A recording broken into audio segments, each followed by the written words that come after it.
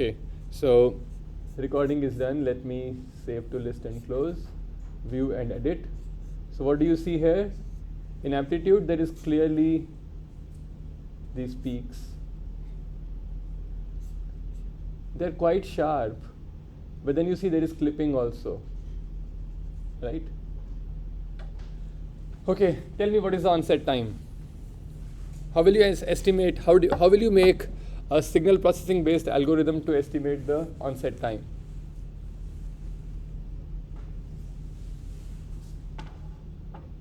Look at the peaks.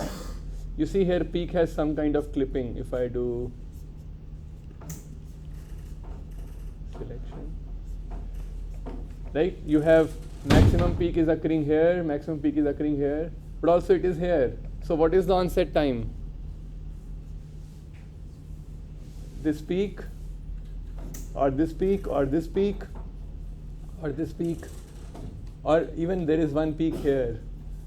Which one should be the onset time? This one? So this one or this one means they are very close, but certainly this one and this one are much farther apart. So I would like to reach here. This would ideally be my onset time, but then it's so difficult. Okay. So one way is that you define that energy-based function, which takes a small neighborhood, defines energy, etc., etc. It gives you an roughly you will be able to reach this position. Other possibility is look at the spectrogram. How does the spectrogram look like?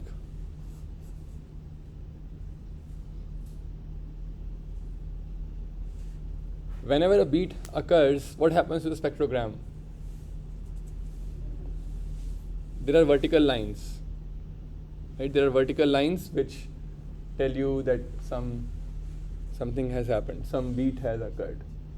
Now, what are you looking for? Onset time. So, which means you need very good time resolution. What is the time resolution of this spectrogram? Can you improve it, or can you degrade it? How do you improve the temporal resolution of a spectrogram? Question. Sampling rate is fixed. My system records at what is the sampling rate of this audio? Anybody knows? Okay. Probably. I can check it. Here I can say no.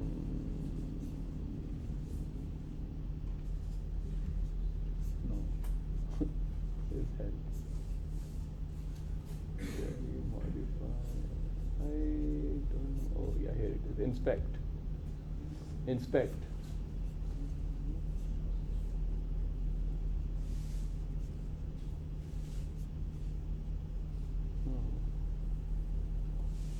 dx.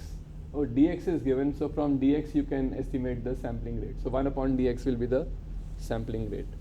So which means 10 to the power 5 into 2.28, 1 upon that. That is the sampling. But I think when we recorded it, we set it to. There must be some other option. Info probably.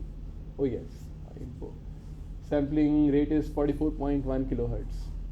100 hertz. Okay, in info it is there. Okay, sampling rate cannot be changed, so that's the answer. How do you then increase the temporal resolution of spectrogram? Decrease the window size. Very good. So what is the window size here? Let's check. Spectrogram, settings. Oh, it came into this screen.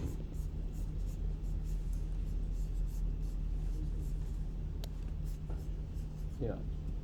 So what is the window length? 0.1 seconds, which means 100 milliseconds. What is our usual in music? What is our sensitivity? 10 milliseconds. So we should reduce it, right? What should we make it? Now it is 10 milliseconds. Huh? Let's try this. Apply. What do you get?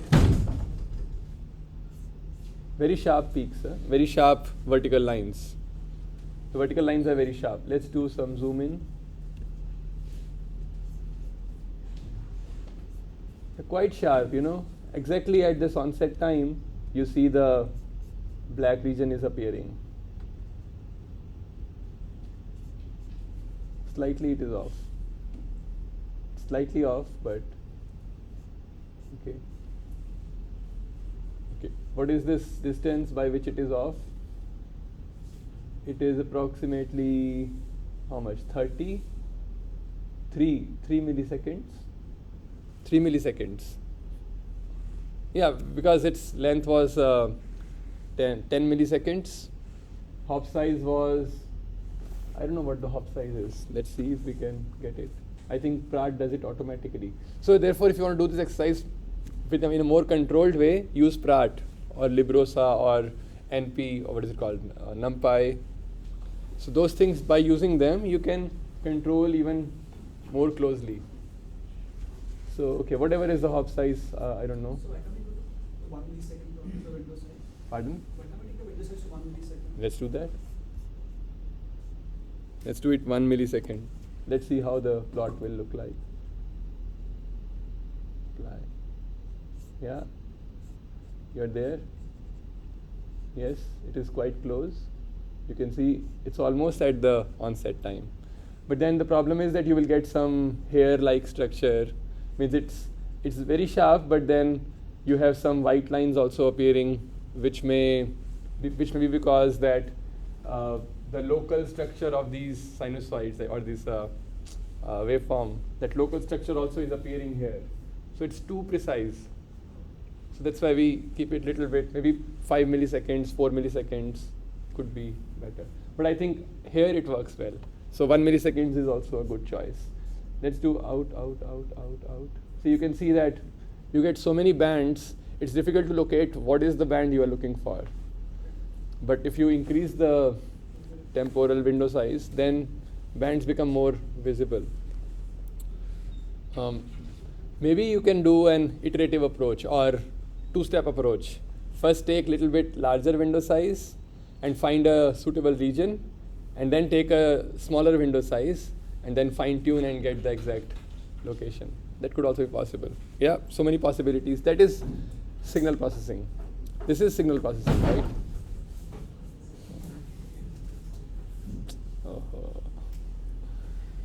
This is signal processing. But if you have machine learning, then you expect these things to happen in a more automatic kind of way. Although it is difficult also, but still. Okay, so is that clear? So how will you detect these lines now? Let me increase the, maybe 5 milliseconds is fine. Yeah, this is much better. You still see some hair-like structure, but then still this peaks are very clearly visible. So let's use 5 milliseconds window.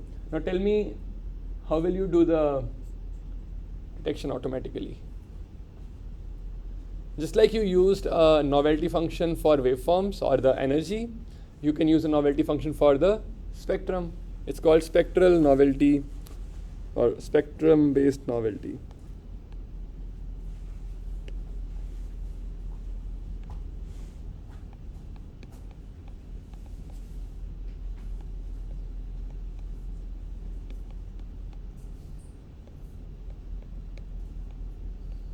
Spectrum-based novelty function. So let's first define our spectrum. Our spectrum is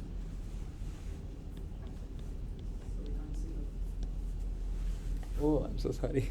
I have to connect.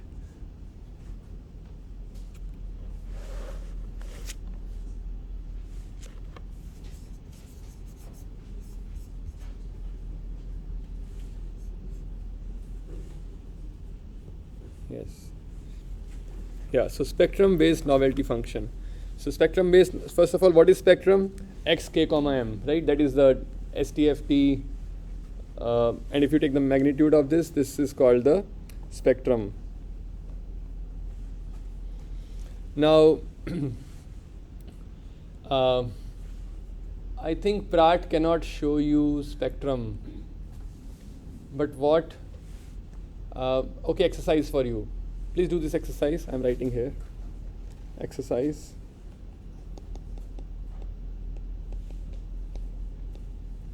Given an audio file, use Python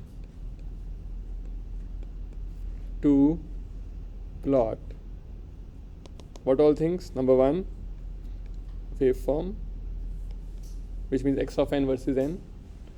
Then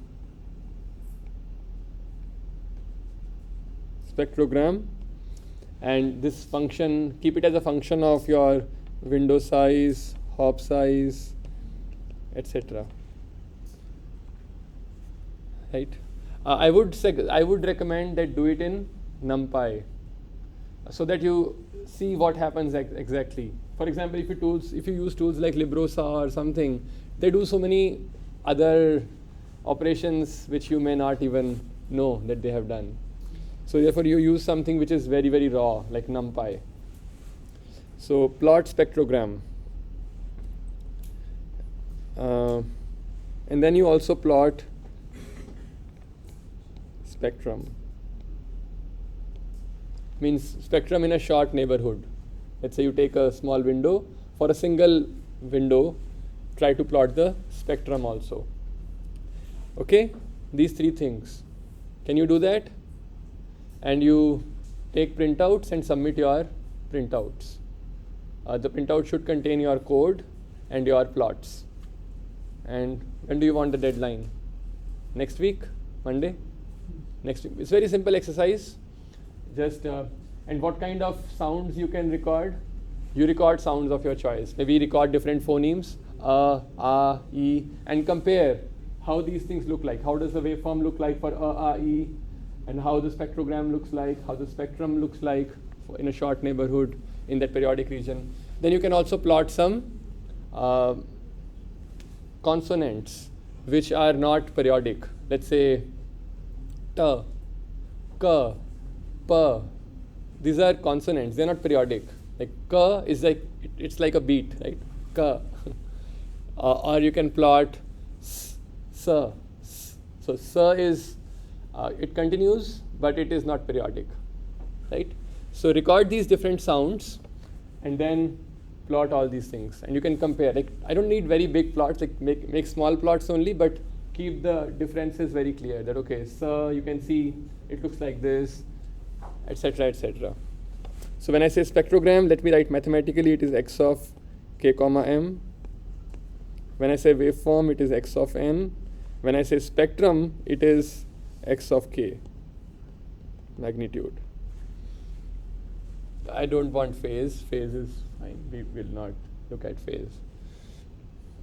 Very simple exercise, but you should submit it. Submit next Monday. Okay? Bring a printout and then submit before the class begins. No late submissions allowed. Class begins means 2 o'clock. So in the window of 2 o'clock to 5, you submit. After 2:05, no submissions will be accepted. Okay. Now coming back to spectral based novelty function.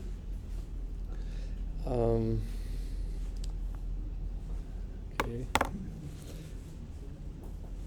Before I tell you, I think 1 or 2 pages should be sufficient, like double-sided 1 page should be sufficient.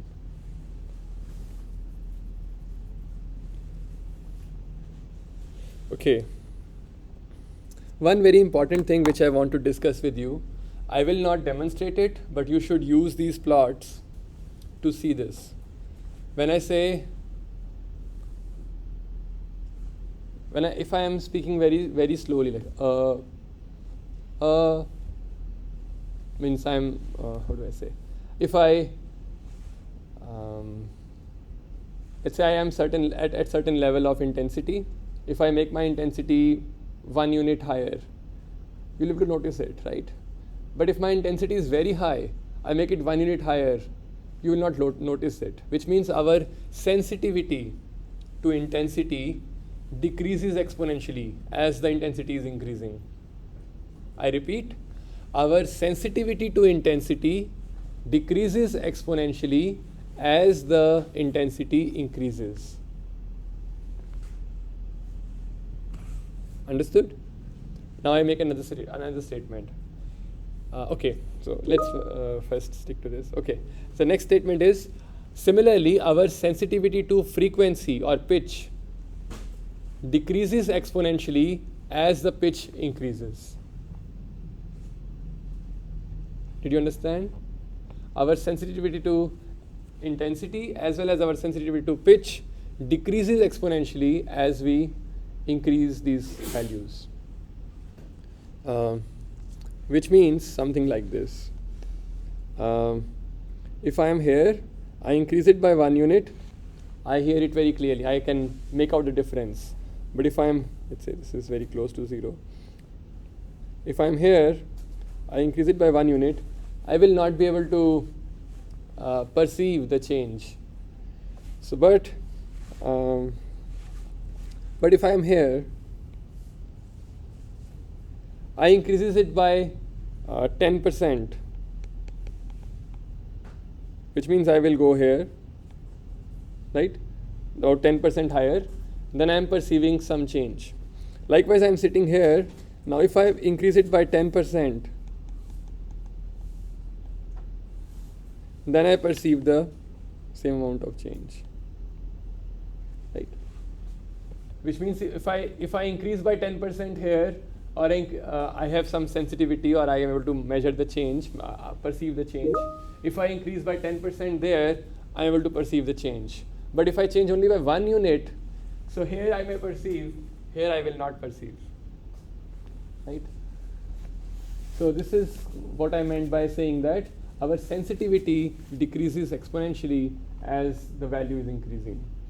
This could be intensity or pitch. Somehow in both the cases it works for our human ear, right?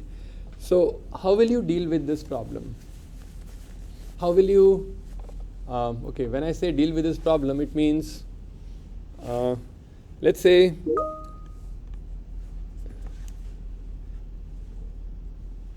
information is changing. I am here.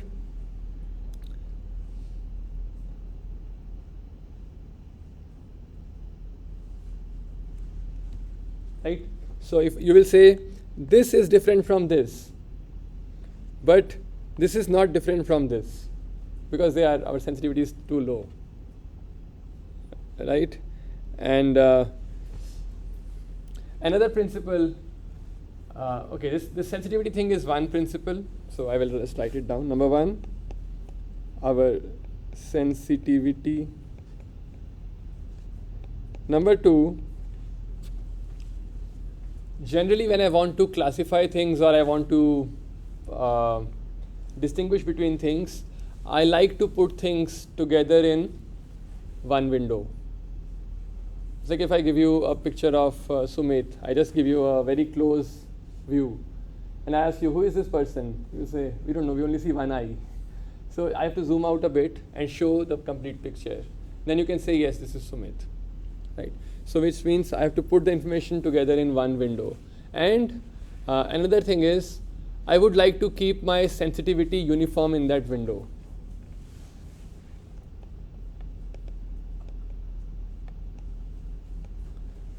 Right? I try to put things in one window and try to keep the sensitivity uniform. So what do I mean here by this? Let me tell you how we do it.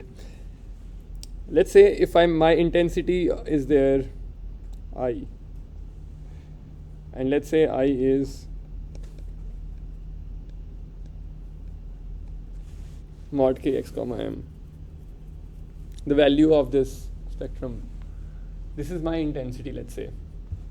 This is not okay, don't call it intensity, call it simply xk comma m, right? Now this value, we are more sensitive at the lower values and very less sensitive at the higher values. So what we generally do, we take a log of this.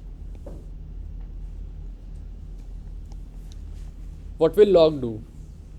That exponentially decreasing sensitivity, or that my sensitivity being exponential, you are nullifying the exponent with a logarithm, right?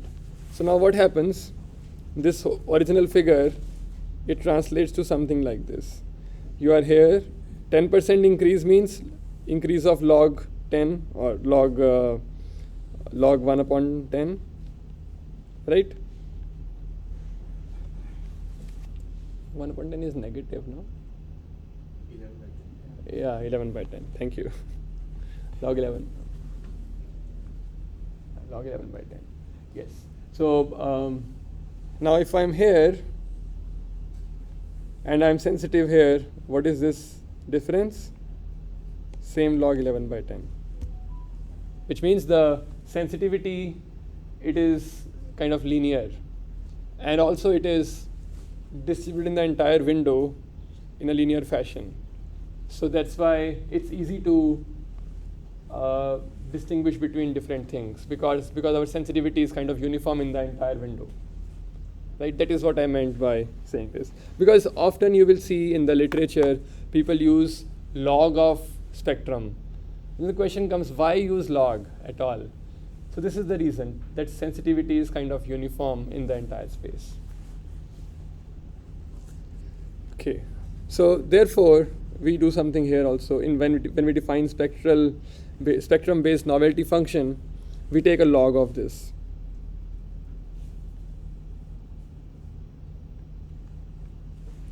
But the problem here is mod of xk comma m can also become 0. It can become 0, right? What do we do in that case? Add 1 here. Right? That's why I left some space to add 1 here. So this will put everything together in the window with uniform sensitivity, and then it will also make sure that my value does not become minus infinity.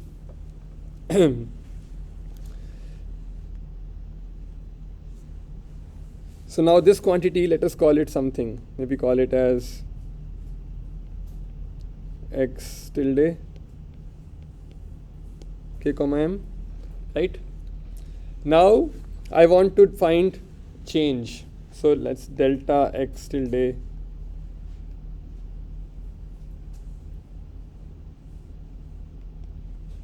this is equal to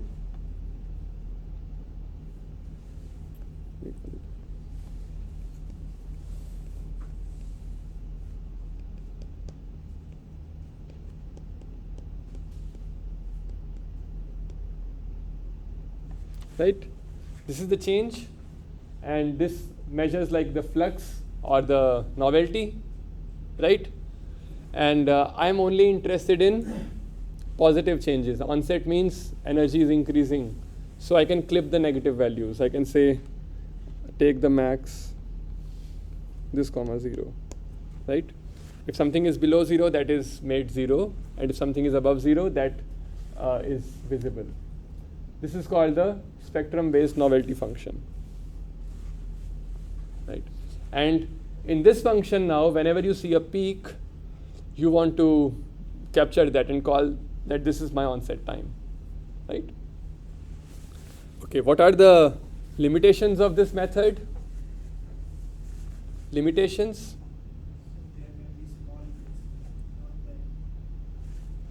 Yeah, for that, yeah, exactly. I may hit very hard, or I may hit very softly, right? Gradual rises. Instead of a sharp peak, would it be like a deviation of Okay, that's a good point. Generally, when we in music, generally we have these percussion instruments or the beat making instruments as very sharp, because if they are soft, then it's difficult to detect their onset time. So generally they are very sharp. Yeah, like you clap, it's also very sharp.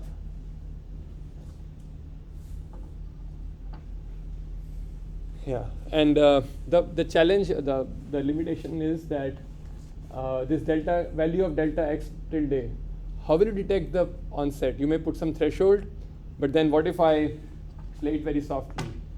Then that threshold won't be reached, right? So these are the problems. Dynamically, how do you set the threshold? That becomes the problem, a challenge.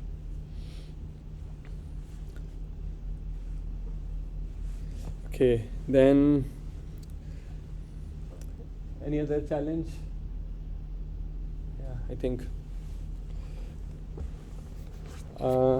I think I will share one reading with you, which will help you go deeper into this topic of beat estimation.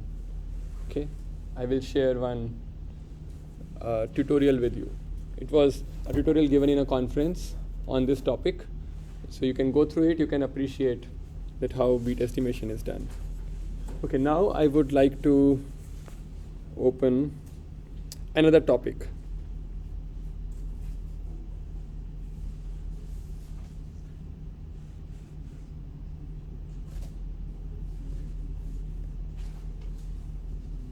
Okay, so we're going to start a new topic. This is called sound event detection. Oh.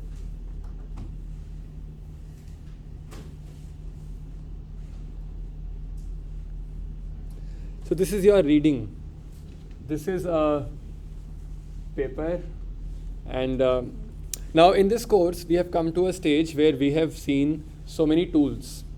What we have seen digital signal processing or discrete time signal processing. We have seen some machine learning. What else? That's it, right? These are the two major things we have seen. Now the question is, what is the use? Can we really use them for making something in of real practical application? This paper is a recent paper, 2021, and it describes how we can use whatever principles we have learned to make some very interesting applications like Alexa, like Google Home, Siri.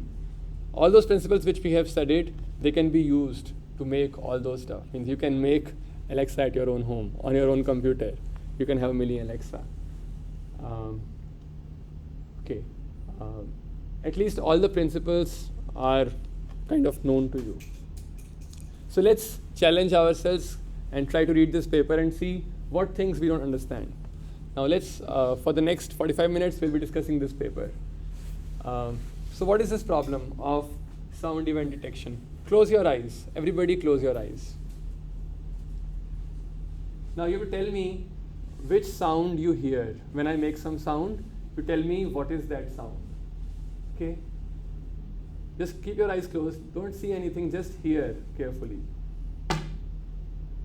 What is this? A stick striking on the table. Right.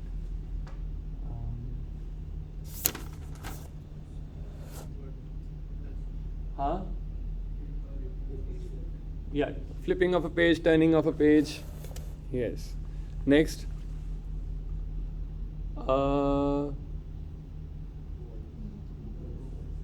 Voice. Let me write it down. Keep your eyes closed. I'm just doing something on my sheet.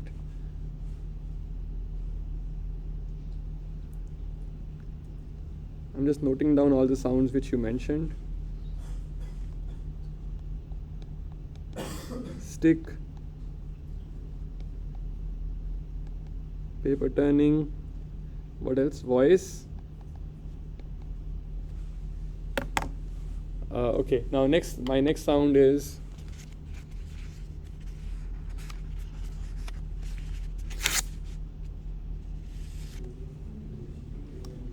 okay, paper tearing.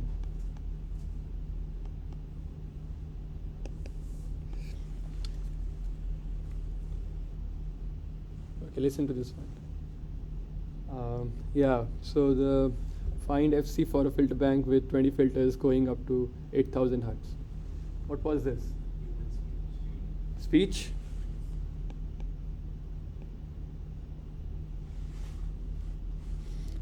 Can you say it was English?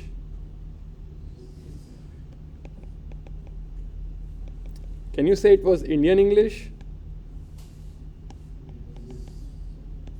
Can you say it was a male voice? Can you say it was an adult voice? Okay. Next example.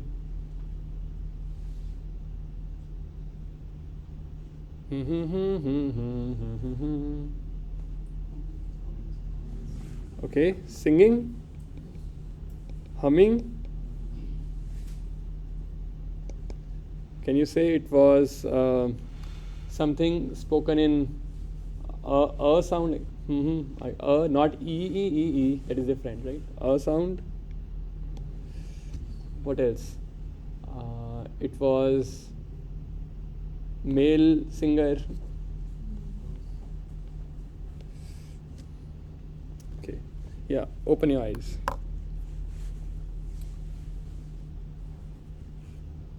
Okay, some more examples. Sorry, I forgot. Okay, close your eyes again. Some more examples. No, I want to cover something which is not covered. Close your eyes again. Now tell this one. Clapping, okay. Next.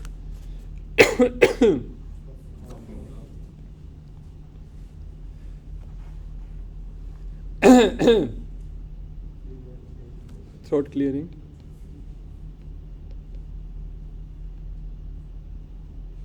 Okay, open your eyes now. Some more examples to make us. And likewise, you are able to hear other sounds also, like running of a fan is running, right?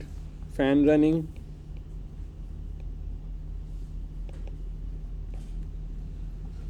Some machine running. I don't know which machine is this. You can. Okay, air conditioner. Okay. Now imagine all these things if you had to do with a machine. Machine is sitting in your house and it is monitoring what is happening inside the house. Machine has no camera. Machine has only microphone to measure the sound only. It cannot see, it can only hear. And machine has to tell all these things. Why will you make such a machine first? What are the applications of such a machine? What can you do with such a machine? Huh? Emergency alarm for what? Okay, so someone screams, help, help, help, and if you have a detector which can tell, okay, somebody is screaming, okay, then message can be sent to the police if those are not children screaming. What are you saying? You were saying something. Burglar alarm, yes. Let's say if nobody's at home and suddenly there are some sounds at the home, then the machine can send a message to the owner that something is happening at house. Please check. Okay, what else? Huh? Voice? Noise reduction. Very good. That if you, let's say, you have an audio recording where you have some background is playing, some sound in the background, and you want to remove that sound. Or let's say I'm giving a lecture and I'm coughing a lot, and you don't like to hear coughing all the time, so you can detect, the machine can detect that in this entire lecture, wherever there are coughs, you remove that or silence that region. Right? So cleaning could be one other application. What other applications? Voice control, what does that mean? There is a machine which is capable of distinguishing speech from background noise, and it can also take in certain commands. Okay, very good, very good. So let's say you have a machine which can detect speech, and within speech it can find out the content of the speech, linguistic content of the speech.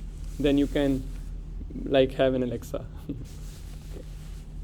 What else? So kind of like speech to text transcription. Okay. Yeah, so all those discussions like about analysis of speech, that is a field in itself. It's called automatic speech recognition. So we'll discuss that topic little later. And likewise music analysis, what I am singing, what instruments are playing, what beats are playing, etc., etc. That becomes a separate topic itself, like music information retrieval. Now let's focus on sounds which are not speech and not music.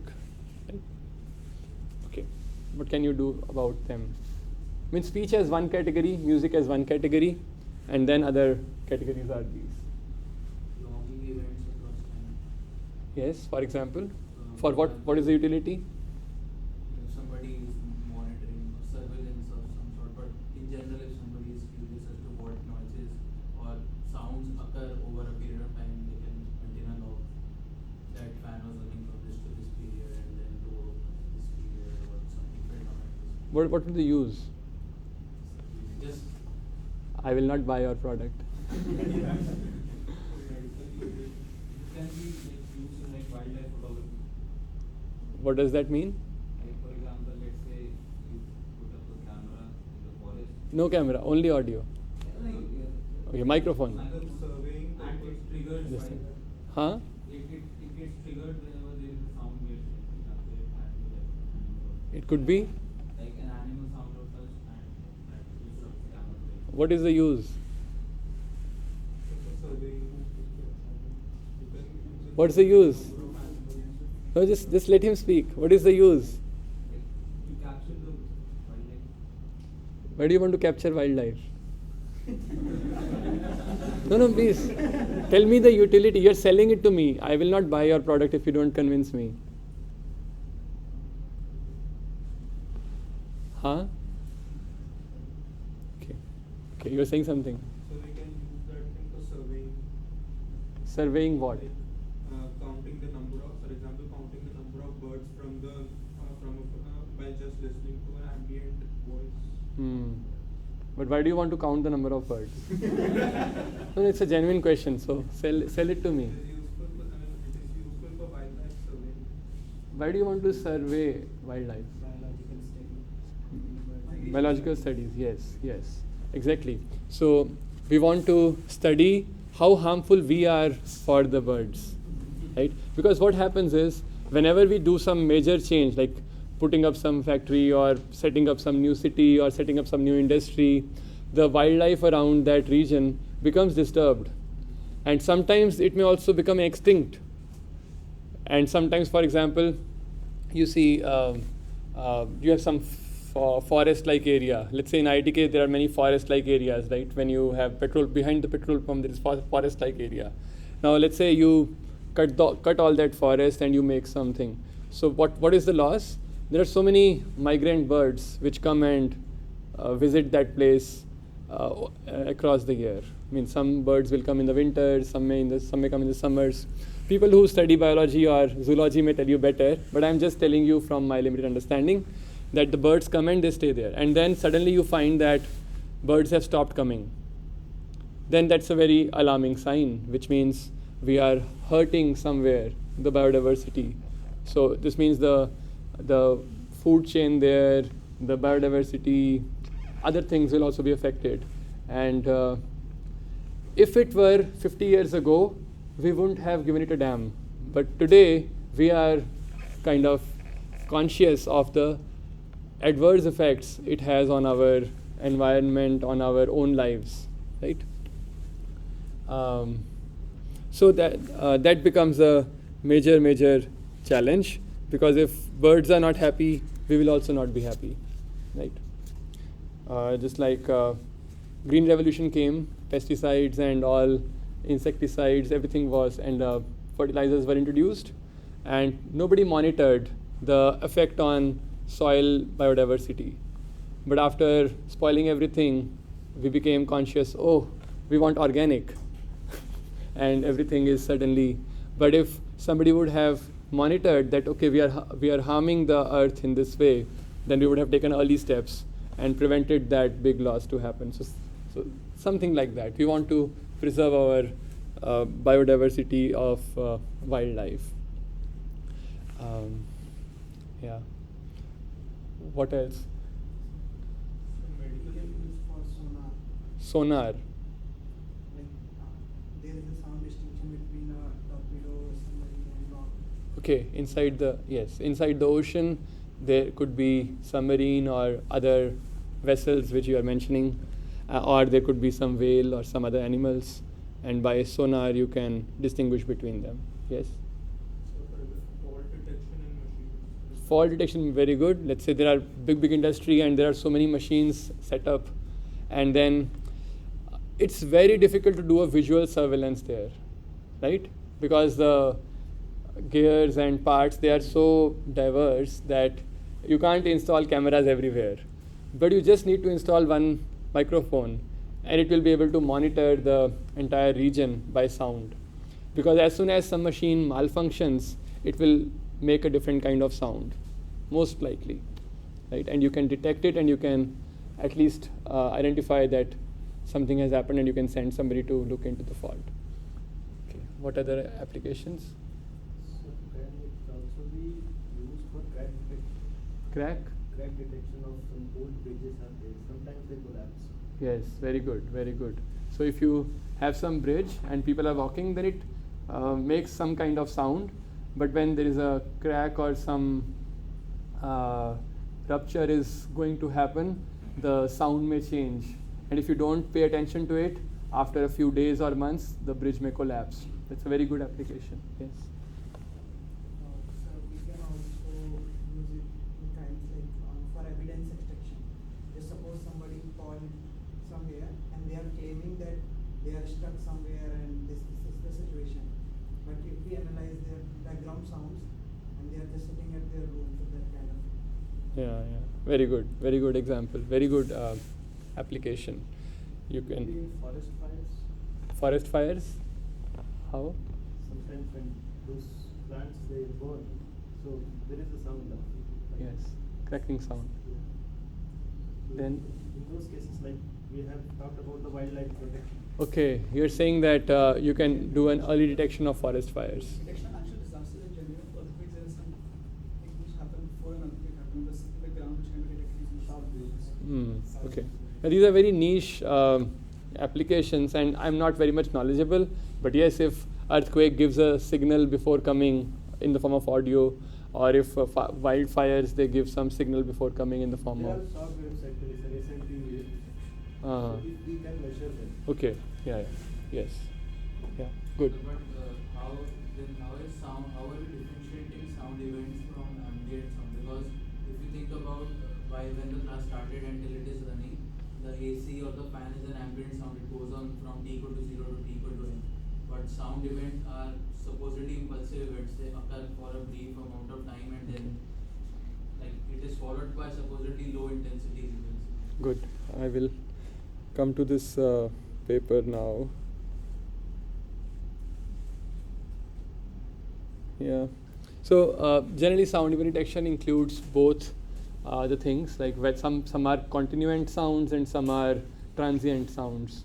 So generally, both are included in this category in this study. Just like speech, it's a continuant sound. We speak for hours. I speak for at least 1.5 hours in this class. Okay, any other thing you want to mention? One more application which is very useful is inside the hospitals. Inside the hospitals, let's say some patient is coughing, and if you have a monitor to detect that somebody is coughing, you can send some nurse. Like imagine it's a big hospital, and with the sound you can monitor the health of the patients. Or if you can classify what kind of cough is this. Is this a normal kind of cough or something very serious like TB or some other disease, right? And sometimes, especially in the night times, the patients, they need some help, or patients are coughing and even they are not even aware that we are coughing so badly, and nurses are not around because it's night time. But if such systems are there, they can quickly send a message to the nurse that something is wrong. So maybe video annotation and active. Video annotation. For example, if there is a Lag. video which has a sound file also, and if there is some sort of a inherent lag in that. For example, the ball is bouncing, but the sound of the ball is either Yes. pre-bounce or post-bounce. Yes. Then a two-way annotation system can correct this. Yes. Very good. Thank you. So if you can detect that event, the onset very precisely in the video as well as in the audio, then you can align them. Synchronization. Yes. Okay. Thank you very much. I think any other point you want to mention? Sir, can we use it for landslide detection? Landslide detection. Mountainside detection. Yes. Very good. Yes. If you can think of a use case in that direction, definitely. Most oftenly happens in Uttarakhand. Yeah. Are you from Uttarakhand? Sudden, yeah. So I don't know. I'm not an expert in landslides, but if you can talk to some expert, then they can tell you if there are some markers which you can use to detect it beforehand. Maybe something like disaster post-mortem. So if a submarine imploded inside the ocean, then you could detect. Do you know every airplane has a black box? What does it do? It keeps Continuous recording of the sound. Yes, it keeps recording, and whenever any disaster happens, then post-mortem is done using this. Yes. Okay. Good. So in this paper, I've highlighted some words which are very useful, and I would like to discuss them for a while. One is called cocktail party effect. When I am speaking, what sounds are simultaneously present? I am speaking. Fan, AC. Sorry, this was not intentional. Yeah, but good timing. Yeah. What else? Someone might be the Someone is coughing. That is always there in between. What else?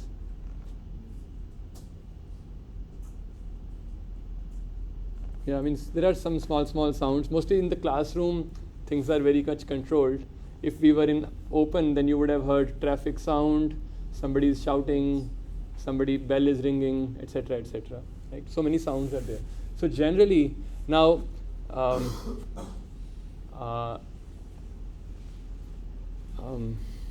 so there are simultaneously multiple sounds present, and you may become confused. Oh, what is happening? Whether it is this or that.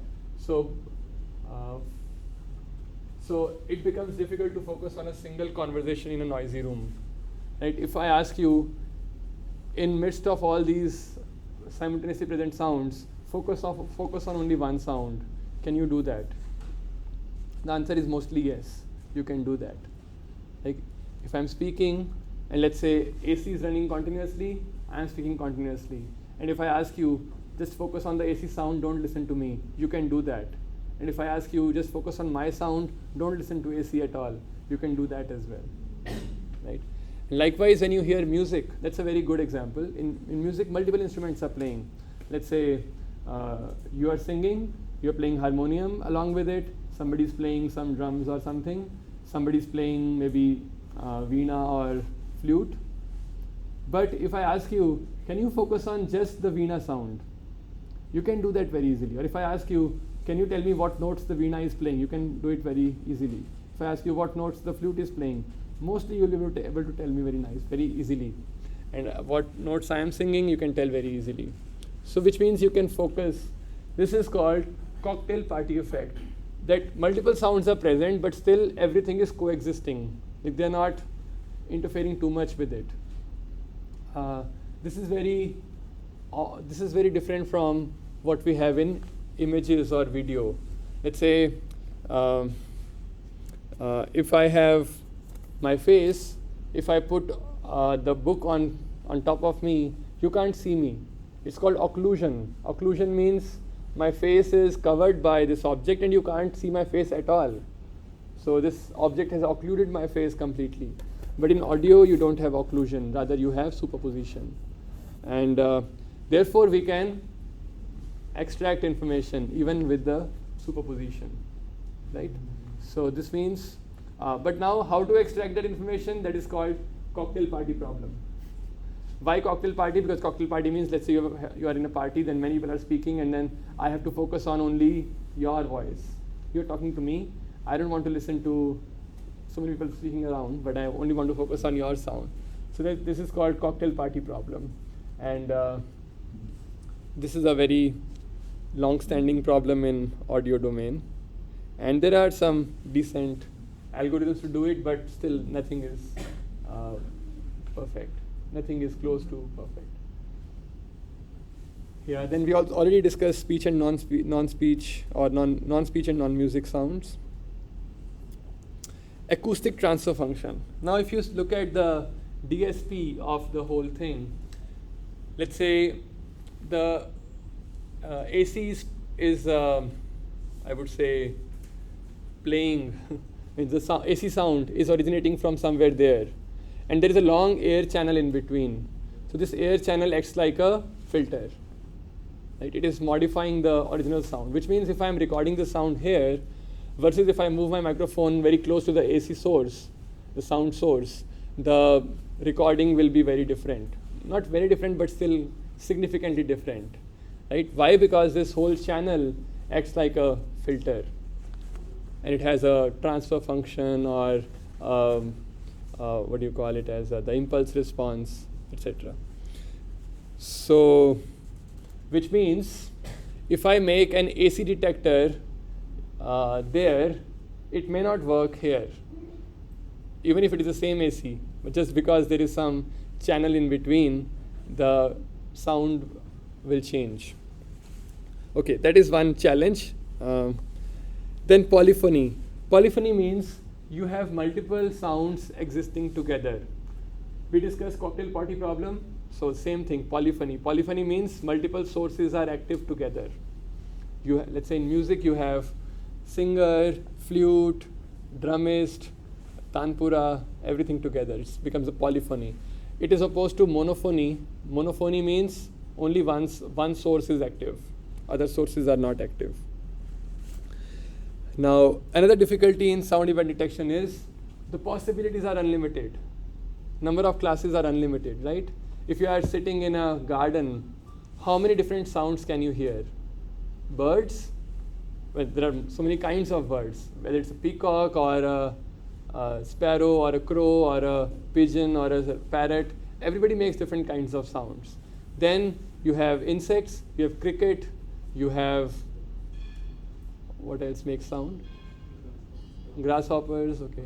I've not heard them. Mosquitoes make sounds, especially in the night time. And then you have, so basically so many insects, I don't know their names also. And then you hear traffic. Every vehicle makes a different kind of sound. Motorcycle is different, car is different, cycle is different, scooter is different. People are walking, their footsteps are different sound. Then speech, people are speaking. So small children make different kinds of sounds. Grown-up adults make different kind of sounds.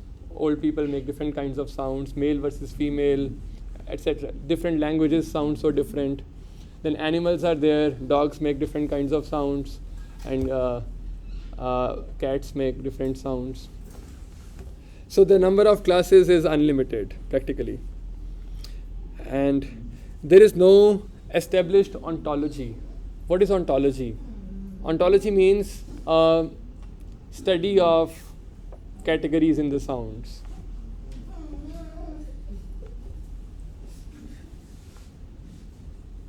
So, for example, you have speech. If I talk about Hindi, Hindi has a very clear ontology, right? You have ka, kha, ga, gha, anga. And all these 5 sounds, they are produced from the same part of the tongue. The tongue touches your back, right? And then you have cha, cha, ja, jha, nya. All of them, the tongue is touching the upper palate in all these 5 sounds. And then you have ta, tha, da, dha, na, ta, tha, da, dha, na. So you see every group of 5 phonemes, they are, the tongue is in similar position. And pa, pha, ba, bha, ma, they're all labials, or the lips are. So this is called ontology, which means systematic study of different categories of sounds, right? But in audio events, there is no such systematic study, and it becomes very difficult.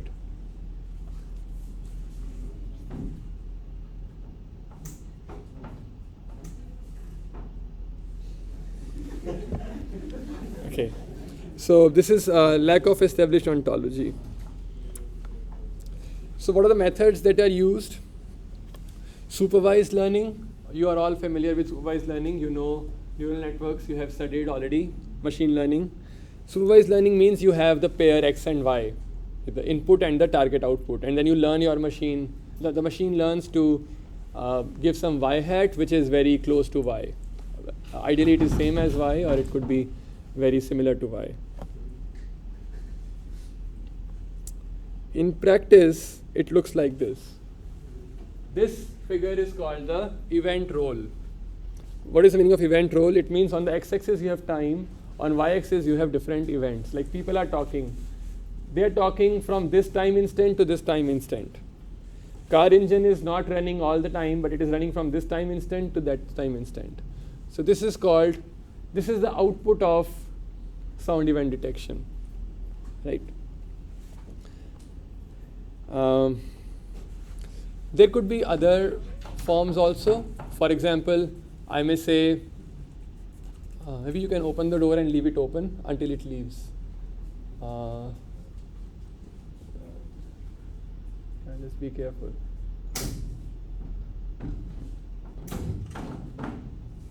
Yeah, no, okay, so you have this. Another way to define the problem is, I may say, take this audio, don't tell me a particular event starts at this time, ends at this time. Don't tell me all those details. Just tell me what all events are present here. So let's say if you have in this lecture, let's say you have lecture recording of 1 hour, you will say speech is present, cough is present, AC voice is present, AC noise is present. That's it. The question may be raised: is there traffic sound? No. Is there bomb blast? No. Is there? So all those things can be there. So that problem is a different problem. It's called audio tagging problem. So that's what you will read here. Tagging. See, right? Now the question is, how do we do this task? How do we make automatic sound event detection system? So there are two parts. One is feature extraction and the other is feature representation and the other is classification. You want to first, okay, my feature could be my waveform, but waveform is so variable, as we have seen. Just to detect beats was so difficult. So generally we would like to transform it into some other form which is more compact and information is present, which means the distinction is present. Remember the first lecture, right? It is compact and informative, both. So how do we go to that level, that we have a feature representation which is compact and informative, and then we make a classifier which can very easily classify those features into the required class, right? So how do we do that? So first thing is feature extraction. I'll discuss that in a while, but for models or for the machine learning model or the classifier, people can use Gaussian mixture models. How many of you are familiar with Gaussian mixture models? How many of you are not familiar with Gaussian mixture models? Okay. I will share some videos with you of GMMs. Okay. Next is hidden Markov models. How many of you are familiar with hidden Markov models? Very few. Okay, that will be our next class, hidden Markov models. Or you can use deep neural networks. How many of you are familiar with deep neural networks? How many of you are not familiar with deep neural networks? Oh, you didn't watch the lectures. I shared. Yeah. So if you have not seen, just go through them. Oh, by the way, we have a quiz on Saturday, right? So better go through them. So we can use all these models. GMMs and HMMs we will discuss. I will share some videos on GMMs maybe for the next class. Let's now come to the feature representation. Finally, I was waiting for this. Okay, skipping all those other details. Feature representation.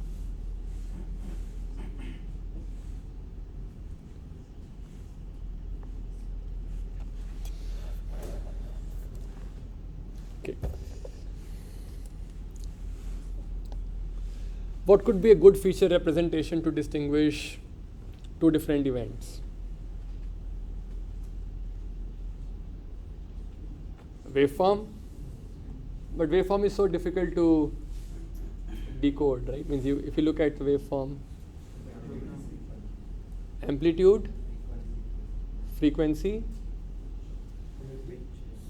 pitch, spectrogram. Spectrogram. Okay. Yeah. X of k comma m. That could be a good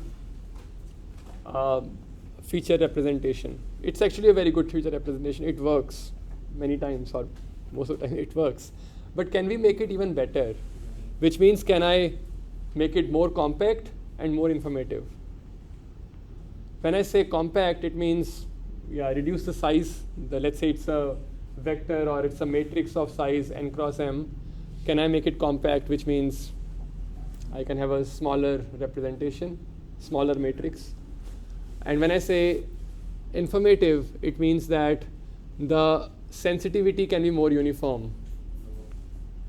Log, yes. So take log. Okay, what else? Can you repeat why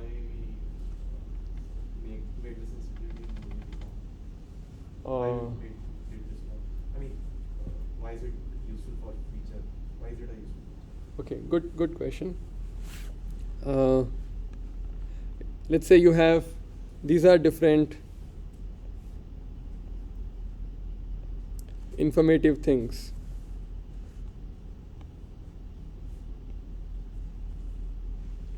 And so these are different informative levels, right? If I want you to make, okay, let's say this is intensity. Let's say this is frequency, and this is intensity. It's like a spectrum, not the spectrogram, but spectrum. Then what are my informative levels? I can have something here, something here, something here, here.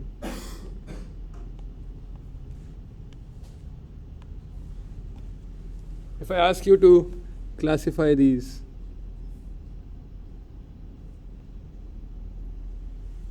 this is how my information is spread. One class is here, like this, there are 1, 2, 3, 4, 5, 6, 7, 8, 9, 10, 11, 12. 12 classes here, and they're spread like this. So, and you have to learn a neural network or linear separators or something. It's very difficult, no? Like your line segments, let's say, one line segment is like this, one line segment is like this. But then here suddenly all the lines are so much cramped. Means, what is this happening, right? Your learning rate here, in this region, your learning rate should be very, very small, and here your learning rate should be very, very large.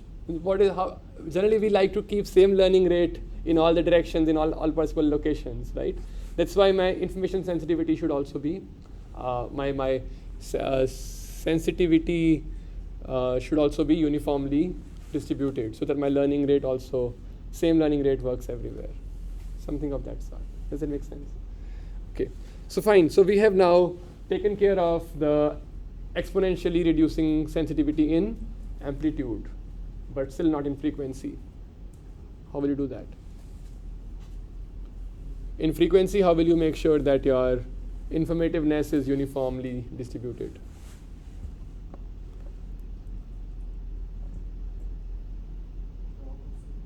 Log of frequencies. Very good. Very good. So instead of taking xk at all the linear k's, if I take at exponentially increasing k's, but then we may lose much information, no? So why don't we average in small regions? I will tell you how. Let's say this is my spectrogram, something. This is my x. I make a filter, let's call it as V.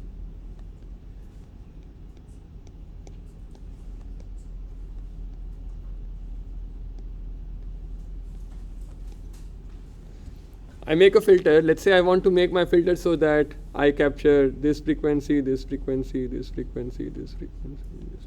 Like exponentially increasing frequencies. There are 5 values, 1, 2, 3, 4, 5, right? So what I will do, I will, around this frequency, I will create a filter like this. Then around this frequency, I will create a filter like this. Around this frequency, I will create a filter like this. Sorry. around this frequency, I will get a filter like this.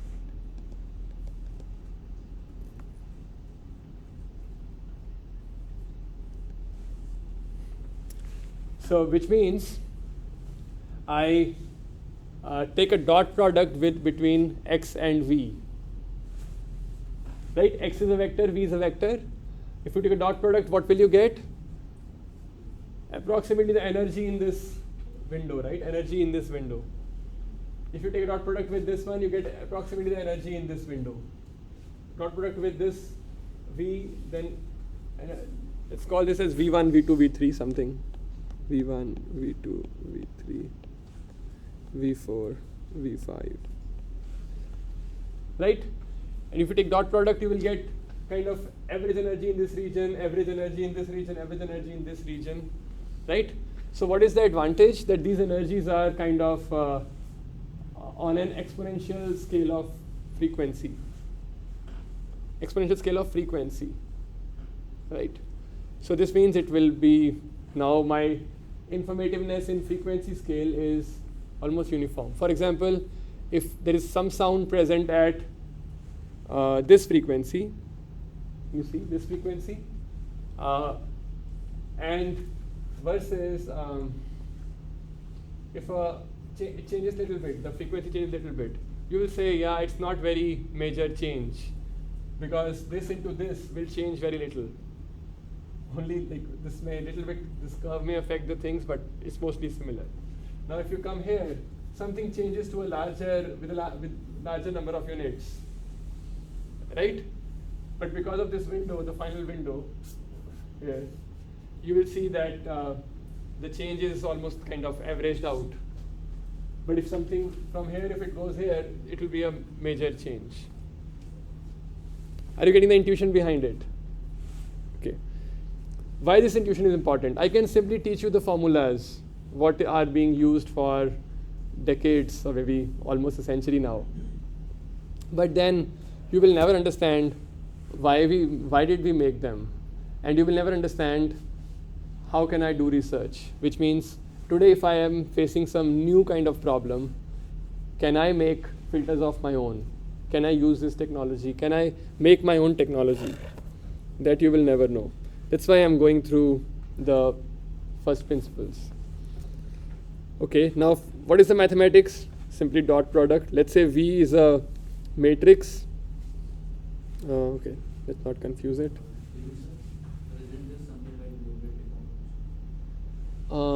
It's called filter bank analysis. So every V is like a filter bank. Why? Because V dot X is like a filter bank, right? It's like a filter. Whenever you multiply two spectra, it's like a filter, right? You know, Y is equal to H into X. YK is equal to HK into XK. What is H? H is a filter. So here V is a filter.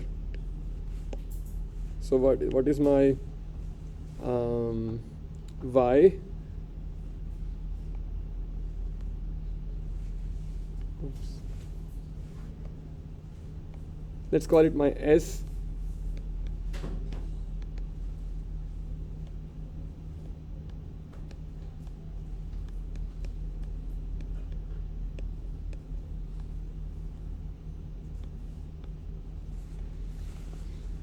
Right, so let's say here M is constant, like ignore M for the time being. Okay, let me just remove M. I should not have written M here.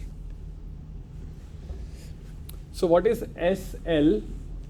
L is V1, V2, V3, V4, V5. So 5 values. So S1 is V1 dot X. S2 is V2 dot X, S3 is V3 dot X, right? So you can write it like this. Now this is for one spectrum. If you have a spectrogram, then M will also come, right? Here you will see M. For a spectrogram. For a spectrum, it is simply this. Right? If you see it a little bit carefully, it's like a matrix multiplication. V is a matrix, X is a matrix. Just multiplying them.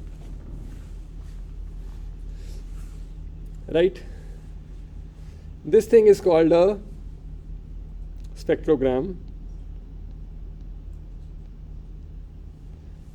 But what is special about this spectrogram? That my frequency is on an exponential scale. So generally the scale that we use, it is like this.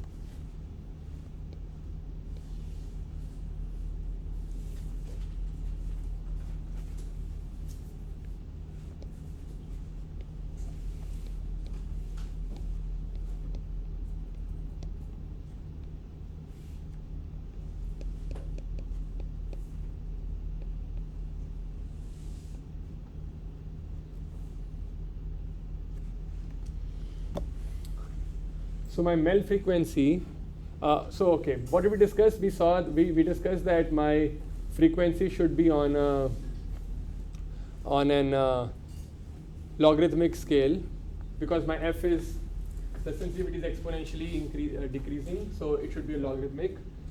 I add 1 so that 0 is also, does not make my thing minus infinity.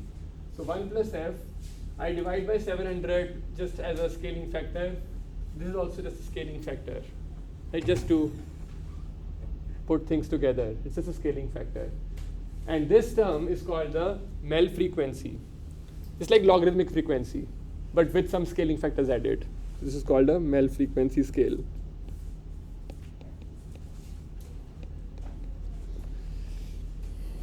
What is the Good. So this VLK, this L comes from the MEL frequency. Let's say this is my F, right? So I will say here my F MEL is equal to 1. Here, then here, then here. Here my F MEL is equal to 2. Here it is 3. Here it is 4. Here it is 5. When my F MEL is linear, my F is exponential, right? So now I take this, my V is made in such a way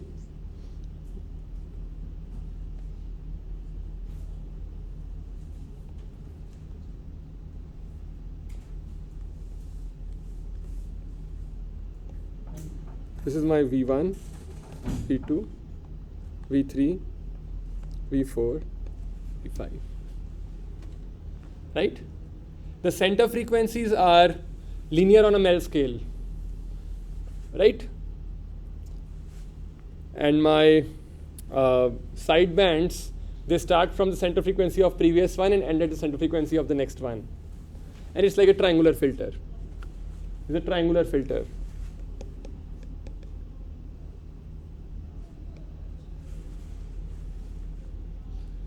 Clear? So this filter bank, now there are multiple filters, like 1, 2, 3, 4, 5 filters. So it's called a filter bank, a bank of filters. In practice, you may have 40 or even more, 100 or something. Generally, 40 is a common number, 40 filters, just because of some empirical success in the past, nothing more than that.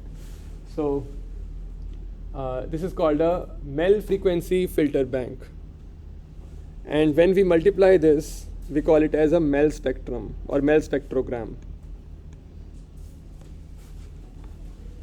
Is that clear? So what did you learn today? You learned about the exponentially decaying sensitivity across intensity as well as across frequency. And how do we adjust our features so that that sensitivity is uniform in the entire space, right? So tomorrow we will continue from here. Thank you very much. No, not tomorrow. Do the coefficients change based on the scale of the two frequencies? For example, if we are studying frequency from 5 to 50,000, then the coefficient, the scaling would be different or would be the same? Scaling means the center frequencies. 25, 95 to 700. Oh, generally it is kept as constant. How did they come? Using some perceptual experiments. Some perceptual experiments they did, and they wanted to design these coefficients so that you get a window of, let's say, from 1 to 10, you should get the relevant frequencies. For sensitivity measurement of the last well frequencies